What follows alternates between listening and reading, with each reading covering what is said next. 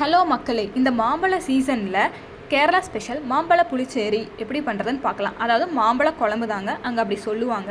அதுக்கு தேவையானது தோல் உரிச்ச மாம்பழம், நல்லா கெட்டி தயிரை அடித்து இப்படி எடுத்து வச்சுக்கணும். இப்போ காட்டுறது அரைக்கிறதுக்கான பொருள்: துருவிய தேங்காய், சீரகம், 3 சின்ன வெங்காயம், கொஞ்சம் மஞ்சள், 2 பச்சை மிளகாய், ஒரு பல் பூண்டு. என்னடா பச்சை மிளகாய் இப்படி இருக்கே அப்படின்னு யோசிக்காதீங்க, அது எங்கள் செடியில் விட்டது, அதனால் அப்படி தான் இருக்குது.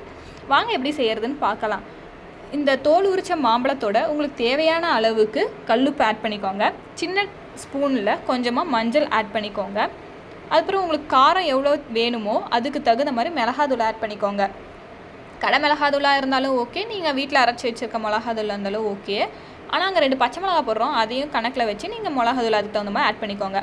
இந்த தோல் உரிச்சதுக்கப்புறம் அந்த தோலில் இருக்க சாரெல்லாம் பிழிஞ்சு எடுத்துக்கிட்டால் நமக்கு இந்த மாதிரி கிடைக்கும் இல்லையா, அதையும் இதோட ஆட் பண்ணிவிட்டு நல்லா அந்த மாம்பழம் அந்த கொட்டை வெந்து வரணும். அதனால் அப்படியே வச்சு வேக விட்டுருங்க மூடி வச்சு. அந்த கேப்பில் அரைக்கிறதுக்கு வச்சுருக்க பொருளையும் நம்ம அரைச்சிட்டு வந்துடலாம். அந்த பொருளோட கொஞ்சமாக பொட்டுக்கல்லையை இதோட போட்டு அரைச்சி எடுத்துக்கலாம். ஏன் பொட்டுக்கல்லை போடுறோன்னா அந்த கெட்டியாக வரணும், அதனால தான் இந்த அளவுக்கு கெட்டியாக அரைச்சி எடுத்து வச்சுக்கோங்க. மாம்பழம் அதெல்லாம் நல்லா வெந்து வந்ததுக்கப்புறம் அந்த அரைச்சதை இதோட ஆட் பண்ணணும். உங்களுக்கு தெரியல எப்படி அது வெந்துச்சா இல்லையா நம்ம பார்க்குறதுன்னா, நீங்கள் அந்த கரண்டி வச்சு அந்த மாம்பழத்தை குத்தி பார்த்தீங்கன்னாவே உங்களுக்கு அந்த டிஃப்ரென்ஸ் தெரியும்.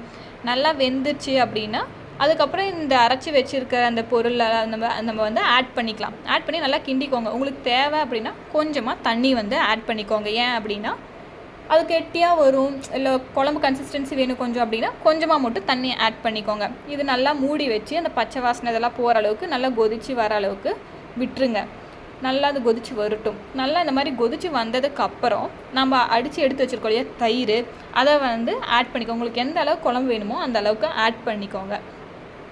ஏன் தயிரை இந்த மாதிரி அடித்து யூஸ் பண்ணுறோம் அப்படின்னா, நல்லா அந்த கெட்டி தயிரை ஆட் பண்ணிங்கன்னா அங்கங்கே கட்டி கட்டியாக போயிடும்.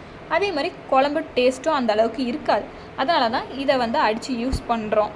இந்த குழம்பு நல்லா கொதிக்க விட்டுறாதீங்க. அந்த ரசப்பதம்னு இருக்குல்ல, ஸ்டார்டிங் கொதிக்கிற ஸ்டேஜ் இந்த அளவுக்கு, இந்த மாதிரி வரக்குள்ளேயே நீங்கள் அதை அடுப்பை ஆஃப் பண்ணிவிட்டு இதை இறக்கி வச்சுருங்க கீழே. ரொம்ப கொதிக்க விட்டு அந்த மாதிரி பண்ணிங்கன்னா மாம்பழம் அந்த கொட்டையெல்லாம் கரைஞ்சி கொஞ்சம் ஒரு மாதிரி ஆகிடும். ஸோ அந்த பதத்துலேயே இறக்கி வச்சுருங்க. வாங்க இப்போ குழம்ப தாளிச்சிக்கலாம். தாளிக்கிறதுக்கு எப்பயும் போல் அடுப்பில் எண்ணெயை வச்சுக்கோங்க.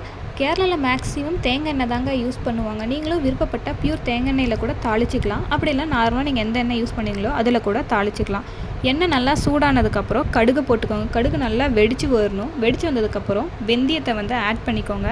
வெந்தயத்தோட காஞ்ச மிளகாய், கருவேப்பிலையும் ஆட் பண்ணிக்கோங்க. நல்லா அதை தாளித்து எடுத்து குழம்புல ஊற்றி அந்த குழம்ப அப்படியே கரண்டி வச்சு கிண்டிடாமல் 2 நிமிஷம் தட்டு போட்டு மூடி வச்சுக்கோங்க. ஏன் அப்படின்னா அதோடய ஃப்ளேவரும் டேஸ்ட்டும் குழம்புல இறங்கணும் இல்லையா, அதுக்காக தான்.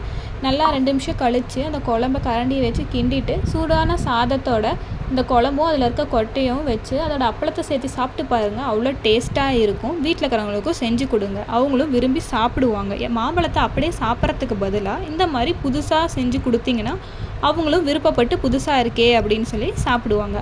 ஈஸியாகவும் இருக்கும், டேஸ்ட்டாகவும் இருக்கும், அதே மாதிரி புதுசாகவும் இருக்கும்.